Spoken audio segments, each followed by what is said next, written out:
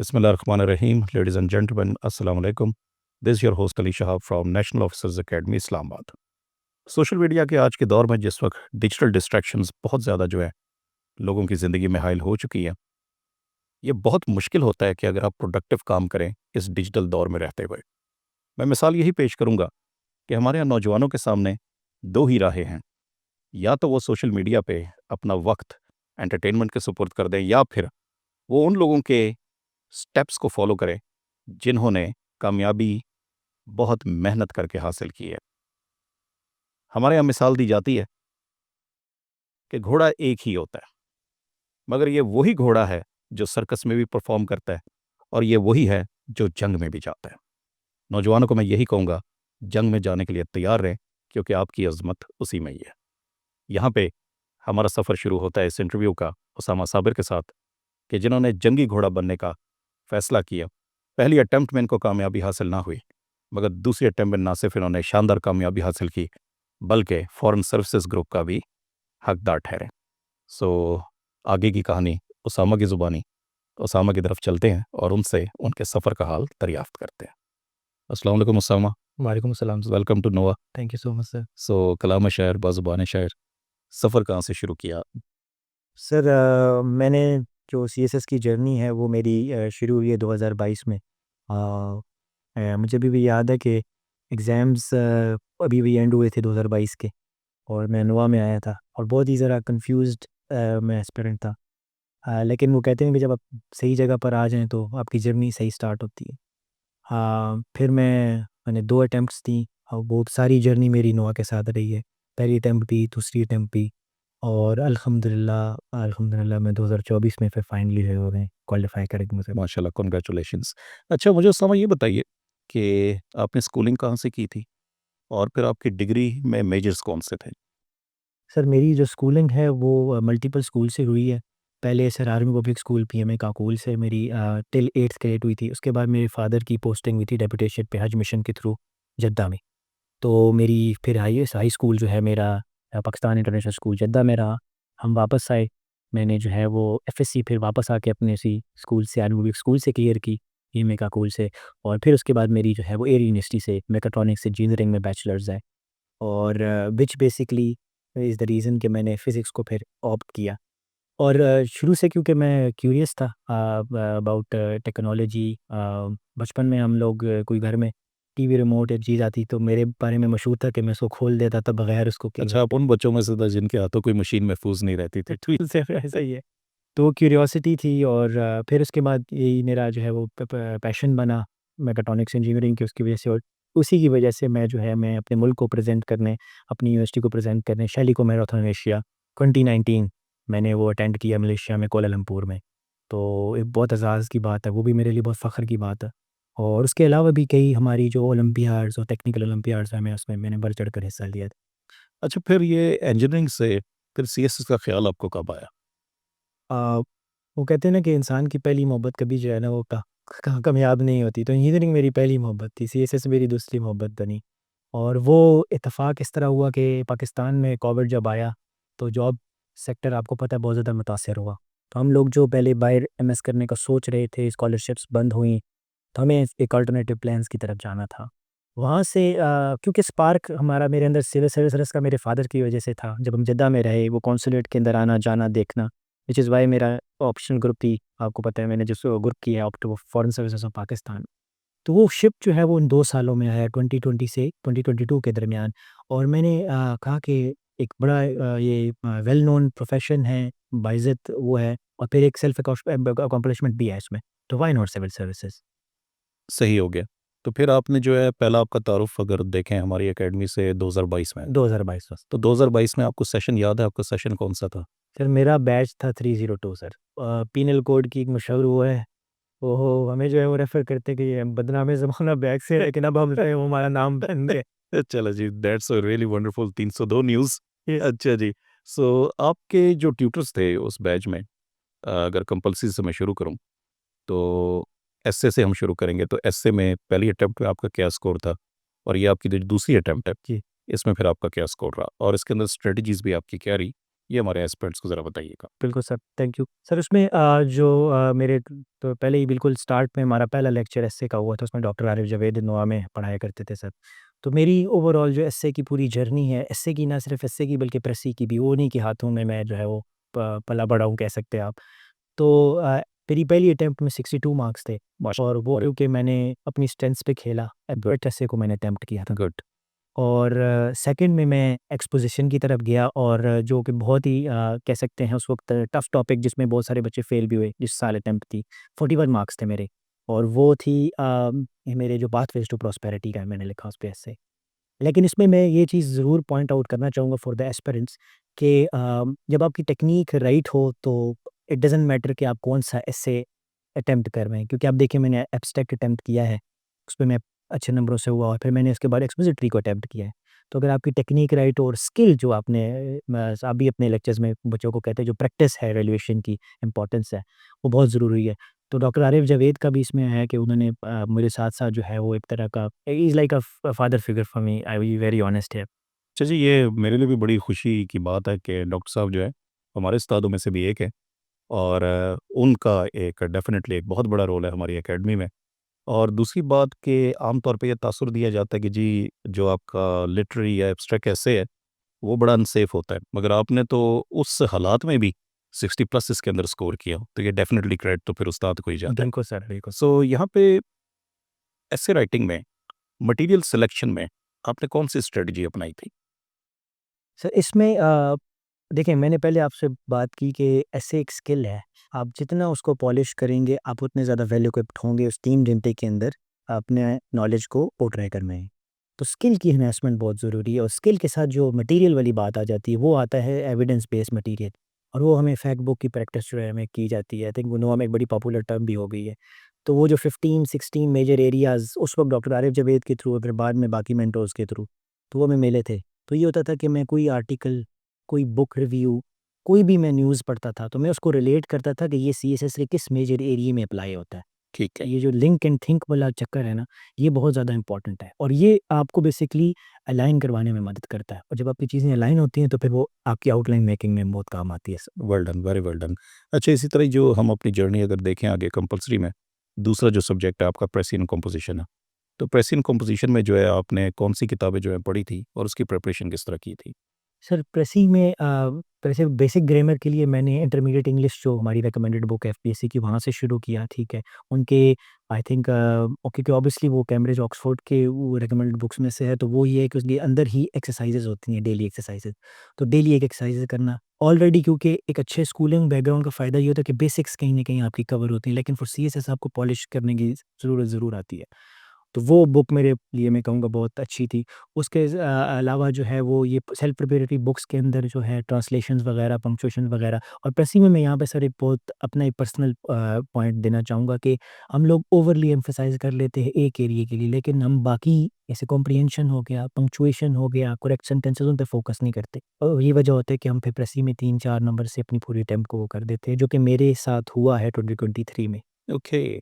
तो 5 मार्क्स से मैं रह गया था, मेरे बाकी सब्जेक्ट सारे क्लियर थे। तो फिर मैंने उसको चीज़ को किया, नोआ में भी मैंने लोगों से जो हमारे टीचर्स थे उनसे पूछा, फिर लोग जो एलोकेटेड थे उनसे गाइडेंस ली और डॉक्टर आरिफ तो थे ही थे। तो वो ये हुआ कि उन्होंने फिर मुझे कहा कि ये भी एक अलग स्किल है। अब एक बच्चा 62 मार्क्स ले रहा है एस्से में और वो प्रेसी में रह जाता तो एक इट्स वियर्ड, वो क्या बात है। लेकिन असल में एस्से एक सेपरेट स्किल है और प्रेसी एक बिल्कुल सेपरेट फील्ड है। एग्ज़ैक्टली, आपने बड़े अच्छे तरीके से ये सम अप किया है। अच्छा, आगे जिस वक़्त हम current affair and Pakistan affairs पे हैं, इनका कोर्स काफ़ी लेंथी होता है। तो आप चूँकि 2022 में प्रिपरेशन कर रहे थे, फिर उसके बाद ज़ाहिर-सी बात है अगले साल तो मज़ीद नई चीज़ों का इज़ाफ़ा हो जाता है। सो इसके अंदर आपने प्रिपरेशन के लिए कौन-सी स्ट्रैटेजी इख्तियार की और किन किताबों से मदद ली? सर, इसमें मैं बिल्कुल एक्नॉलेज करना चाहूँगा नोआ पब्लिकेशंस का। वो जो वन बुक सॉल्यूशन की बात करते हैं सर हसन अली गोंद, वो बिल्कुल दुरुस्त है क्योंकि हम बहुत सारी मालूमात के अंदर घिरे हुए होते हैं और हमें ये एक कभी-कभार ऐसे एहसास कमतरी का शिकार होता है कि ये चीज़ मुझे नहीं पता। तो वो जब चीज़ें आपको अलाइन मिल जाएँ एक बुक के अंदर, ऑल्दो आपने उसके बाद फिर भी रिसर्च और प्रैक्टिस करनी होती है, तो ये बहुत एक मेरे लिए फ़ायदेमंद चीज़ थी। उसके बाद करंट अफेयर्स और पाक अफेयर्स में ओवरऑल टीचर्स का बहुत रोल रहा है। सर मोहम्मद अली ख़ान साहब हमें हिस्ट्री जो है ना एक इमोशनल तरीके से एक पोएट्री के थ्रू हमें पढ़ाया करते होते थे। एक इकबाल के शेर से शुरू किया और फिर इकबाल के शेर पे हमारा लेक्चर एंड होता था। तो वो दिमाग में एक तरह का फ़ीड हो जाता है। फिर सर अली बाबा ख़ेल साहब ने हमें थोड़ी-सी पाकिस्तान की इवोल्यूशन डेमोक्रेटिक सिस्टम का समझाया। यकीन माने वो हर सब्जेक्ट में आज तक उसी तरह ही अप्लाई होता है। और ये एक एक्सपीरियंस आई थिंक फैकल्टी का बहुत इसमें रोल रहा है। और फिर वैल्यूएशन साथ-साथ और मैंने आपको नोआ की पब्लिकेशन बुक का कहते हैं वन बुक जो सॉल्यूशन है वो मैं ज़रूर रिकमेंड करूँगा। सही हो गया। अच्छा, यही फिर तरीक़ाकार इस्लामियात के साथ भी आपका जारी रहा? जी, बिल्कुल इस्लामियात के साथ उसमें भी है लेकिन इस्लामियात में क्योंकि थोड़ी-सी टेक्निकैलिटीज़ हम देखते हैं कि बच्चे डेप्थ में इन डेप्थ क्योंकि अब पेपर अप्लाइड आने शुरू हो गए हैं इस्लामिक स्टडीज़ के, तो थोड़ा-सा आपको खुद भी करना पड़ेगा क्योंकि सबसे ज़्यादा अगर आप देखें एफपीएससी की रिकमेंडेड बुक्स इस्लामिक स्टडीज़ की हैं, कि नॉलेज बहुत वास्ट है। और बिल्कुल। तो फिर उसमें ये है कि मैंने जैसे सील नेक्टर बुक है हमारी एरिकुल मख्तूम सीरा की, उसका मुताला करना बहुत ज़रूरी है। अगर आप वो करते हैं, तो ये 2025 के बारे में जो वो पेपर जो हम सारे कहते हैं कि सबकी चीखें निकल रही थी, वो ना निकलती अगर आपने थोड़ी बहुत भी मुताला किया होता। तो अब जो है वो ट्रेंड चेंज हो रहा है, अब वो डेप्थ माँगते हैं नॉलेज के अंदर, how sound your knowledge is regarding Islamic studies sir. चलो, कंपल्सरी का तो आपने बड़े अच्छे तरीके से रहनुमाई की है। अच्छा, ये मुझे बताइए आपके ऑप्शनल्स कौन-से थे? सर जैसे मैंने आपको बताया मैं क्यूरियोसिटी की वजह से मैंने अपनी मेकाट्रॉनिक्स इंजीनियरिंग रखी थी तो वो बैकग्राउंड मेरा फिर फिज़िक्स के साथ बड़ा अलाइन करता था। ओके। और फिज़िक्स एक ऐसा सब्जेक्ट है ना कि वो लोग उसको हाथ लगाने से भी डरते हैं, लेकिन अगर आप उसको अच्छे तरीके से करना चाहें और शौक भी आपका हो उसके अंदर, तो ये वो एक ऐसा सब्जेक्ट है जो कि आपको स्कोर भी अच्छा दे सकता है और दूसरा ये कि आपको एक तो पढ़ने में जो है ना वो मज़ा आता है। कुछ के लिए ड्राई सब्जेक्ट ही है, लेकिन क्योंकि इंजीनियरिंग में मैंने फिज़िक्स के साथ ही मेरे हमारे कहते हैं कोर्सेज़ इंजीनियरिंग के साथ थे, तो वो एक तो मेरा फिज़िक्स था। फिर उसके साथ आईआर और पॉलिटिकल साइंस का कॉम्बिनेशन है क्योंकि मैं इंजीनियर हूँ, तो मैं बाकी तो साइंसेज़ में नहीं जा सकता। तो इसलिए फिर मैंने पॉलिटिकल साइंस चूज़ किया। और वो भी यही वजह थी क्योंकि पाकिस्तान अफ़ेयर्स के टीचर्स जो हमें कमल अली खान साहब मिले थे और हसन अली गोंदल उनसे थोड़ा-सा रहनुमाई ली मैंने इसमें सेलेक्ट करने में। फिर उसके बाद मेरा जेंडर स्टडीज़ और सोशियोलॉजी था कि मैं थोड़ा-सा ह्यूमन साइकी और उनके बारे में भी थोड़ा-सा एक मिक्स रखना चाहता था। तो सही मेरा ये कॉम्बिनेशन था। अच्छा, फिज़िक्स के बारे में तो ये कहा जाता है इवन जो इंजीनियर्स भी होते हैं उनको डिस्करेज किया जाता है। तो आपको इनकरेज किसने किया था फिज़िक्स के लिए? तो सर फिज़िक्स के लिए ना अब अज़हर मीर साहब उनसे जो है वो रहनुमाई थी और फिर सर मोहम्मद अली खान साहब से भी एज़ कैसे वो ऑप्शनल की सिलेक्शन में क्योंकि वो थोड़े एक्सपर्ट हैं, ट्रेंड के ऊपर भी थोड़ा-सा मुनसर करते हैं इस बात को। लेकिन ये कन्विंस करना और ये कन्विंस मैंने अपने आप को खुद भी किया था। क्योंकि जो आम स्टूडेंट है वो समझता है कि फ़िज़िक्स बाकी सब्जेक्ट की तरह है कि वो जेनेरिक में आउटलाइन बना के तो कर लूँगा। 50, 60 प्लस जो हैं वहाँ पे उसमें प्रूफ्स है जो कि आपने थ्योरी के प्रूफ करने हैं और उसमें फिर आपको प्रैक्टिस बहुत चाहिए। और मेरा सबसे ज़्यादा टाइम आई थिंक 1 ईयर लगा है वो फिज़िक्स को ही करने में लगा है और वो बड़ी आपको पेपर 2 तो आपको इतना एक्सटेंसिवली करना चाहिए क्योंकि वो रिकमेंडेड बुक्स के बगैर नहीं हो सकता। सही हो गया। और सर तीसरे इसमें शख्सियत ये थे कि सर आफ्ताब मुनीर थे, वो हमारे इन्नोवा के ही वहाँ से एलोकेट हुए हैं और वो भी उन्होंने भी फिज़िक्स ऑप्ट की हुई थी। तो उनसे भी मैंने थोड़ा-सा इसमें किया था कि अगर आप उसको एक्सटेंसिवली करें और टाइम दें, आई थिंक सीएसएस में ही ये किसी भी सब्जेक्ट के बारे में आप कह सकते हैं, अगर आप उसे वक़्त दें रिकमेंडेड बुक्स को ज़रूर कंसल्ट करें, तो आप उसमें अच्छा स्कोर कर सकते हैं। अच्छा जी, ये रिवायत आपने मेरे ख़्याल है जारी रखी है कि हमारी जो टॉपर थी मलिया एसार 2016 उन्होंने भी फिज़िक्स रखी, आफ्ताब मुनीर 5th पोज़ीशन उन्होंने भी फिज़िक्स रखी। Yes sir. लेटर ऑन फिर ये बात आप पे भी जो है लागू उसी तरह ही हो गई है। जी, सो आई एम होपफुल कि आगे आने वाले दिनों में मज़ीद इंजीनियर्स जो हैं ये रिवायत ज़िंदा रखेंगे कि टॉप 10 पोज़ीशंस में फिज़िक्स ज़रूर होगी। अच्छा जी, ये भी एक बड़ी अच्छी रिवायत है हमारी नोवा अकेडमी की कि आम तौर पे जो सब्जेक्ट्स फिज़िक्स, केमिस्ट्री या जो साइंस के सब्जेक्ट्स बाकी जगह पे डिस्करेज किए जाते हैं, हमारे पास जिस वक़्त उस रेलेवेंट ग्रुप का कोई स्टूडेंट आता है तो हम उसको सजेस्ट भी वही करते हैं। अब यहाँ पे उसामा की आप मिसाल ले लें कि फिज़िक्स इन्होंने जो है इनकी एक स्ट्रेंथ थी और हमने इसको इनको कॉन्फिडेंस दिया। अज़म ये साहब को डेफ़िनेटली ये क्रेडिट जाता है क्योंकि आम हालात में अकेडमीज़ में ये सब्जेक्ट जो है नहीं पढ़ाया जाता, ना ही रहनुमाई की जाती है। सो एक जो ट्रेडिशन है, उसके खिलाफ जाना और एक लॉजिक को अपील करना। उसामा से यही बात हो रही थी भई कि अगर उसने ऑप्शनल्स में आपको दिया है ये फिज़िक्स, तो डेफ़िनेटली फिर जो है ऑप्ट करने के लिए दिया है। बिल्कुल सर। तो why not opting for the subject जिसके अंदर आपकी ग्रेजुएशन या मास्टर्स हो। सो बहरहाल ये जो है आपको बड़ा कम्पेटिटिव एज मिला और आपने भी वो रिवायत ज़िंदा रखी है कि टॉपर्स जो हैं वो अपना सब्जेक्ट का जो है वो एक अपने ग्रेजुएशन का जो एक सब्जेक्ट लेके आएँ। मुझे ये बताइए कि जिस वक़्त आप इंटरव्यू में पहुँचे थे, तो वहाँ पे आपने क्या ऑब्ज़र्व किया कि आप जिस एकेडमिक बैकग्राउंड से जाते हैं और जो आपने सब्जेक्ट ऑप्ट किए होते हैं, इनका कितना असर पड़ता है इंटरव्यू पैनल पे? सर आई थिंक ये बहुत बड़ा एक रोल प्ले फैक्टर है इंटरव्यू का। आप बैकग्राउंड क्या है आपका, आपने कौन सी इंस्टीट्यूशन से पढ़ा है, आप किस कल्चर्स में उठे बैठे हैं, ये वो बिल्कुल देख रहे होते हैं, क्योंकि I think it's a way of life, civil services is a way of life. कोई सारी चीज़ें उसमें एनालाइज़ कर रहे हैं। तो अगेन फिज़िक्स मेरा सब्जेक्ट उन्होंने जैसे कि फिर मेरा मैकेट्रॉनिक्स इंजीनियरिंग उसको बैक कर रहा था। मेरी इंट्रोडक्शन के अंदर मैंने वो शेलिको मैराथन का ज़िक्र किया हुआ था। मेरी क्यूरियोसिटी और इंट्यूटिव नेचर को भी मैंने इस पे किया हुआ था, तो वो कहीं न कहीं वो इम्पैक्ट ज़रूर देता है। और ये आपकी स्ट्रेंथ है और मैं रिकमेंड करूँगा कि स्ट्रेंथ पे हमेशा खेला जाए सर। अच्छा, अब ग्रेजुअली अब चले इंटरव्यू की तरफ मूव कर गए। रिटन का आपका रिज़ल्ट आता है 2024, आप पास कर गए। फिर उसके बाद उससे भी जो है एक मुश्किल मरहला आता है इंटरव्यू का, क्योंकि अब आपकी ज़ाहिर है एक सिलेक्शन होनी है, फ़िल्टर होने हैं कुछ स्टूडेंट्स। सो इंटरव्यू के लिए जो है आपने कौन-सी अकेडमी का इंतखाब किया? कितने फ़ोरम्स पे मॉक इंटरव्यूज़ देने के लिए गए? और आपने उसके अंदर क्या जो है तरीक़ेकार स्ट्रैटेजी अपनाई? सर आई थिंक वो कहते हैं ना कि आप अपने आज़माए हुए जो पैथ्स हैं उन्हीं पे ही जाएँ। तो मेरी स्ट्रेंथ नुआ रही है। नुआ से ही मैंने रिटर्न किया, तो मेरा पहला ट्रस्ट और एतमाद भी नुआ पे ही था। मैं बिल्कुल रिज़ल्ट के आई थिंक 1 वीक बाद मैंने सकरमद अली खान साहब से कॉल की और उन्होंने कहा बिल्कुल आप आएँ, और मैंने नुआ जॉइन की। तो मॉक इंटरव्यूज़, साइकोलॉजिकल की प्रिपरेशन, सारा कुछ स्ट्रैटेजी मेरी नुआ से थी। हाँ, फॉर मेबी जस्ट क्योंकि मेरा पाकिस्तान में पहला इंटरव्यू था, टाइम फ्रेम कम था। फिर भी मैंने वर्ल्ड टाइम्स को भी एक इंटरव्यू, मैंने एक मॉक इंटरव्यू दिया था। लेकिन मेजॉरिटी ऑफ द प्रिपरेशन मैं ये कहूँगा कि मेरी नेशनल ऑफिसर्स अकेडमी में ही हुई है। Well done. अच्छा, ये बताइए जी, जिस दिन आपका इंटरव्यू था वेरी नेक्स्ट डे, तो आपकी फीलिंग्स क्या थी? आपकी क्या पोज़ीशन थी? सर मैं एक्चुअली एक बैटल में था, और वो ये थी कि मैं मेरी तबीयत कुछ आई थिंक डाउन हो गई थी स्ट्रेस की वजह से। और सर फरीद सर मोइल खान साहब को भी ये बात पता है। मैं एली मेडिकल में एडमिट था बिकॉज़ ऑफ डिहाइड्रेशन या डायरिया या जो भी मेरे आई थिंक स्ट्रेस की वजह से मेरी तबीयत ख़राब हो गई थी। तो स्ट्रेस की वजह से आपको पता है पूरी ज़िंदगी का एक मरहला आपका सिर्फ जो है वो 20-30 मिनट्स में डिसाइड होना है।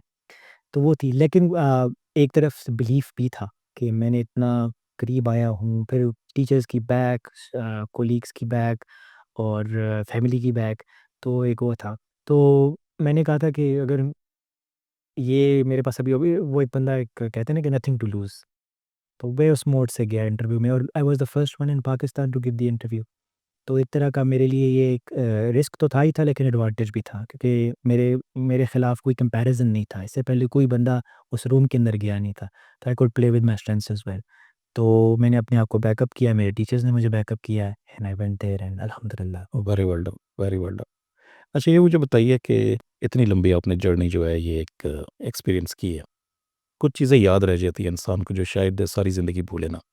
तो वो कौन से ऐसे वाक़यात हैं कि जो आज तक आपको याद रहे हैं?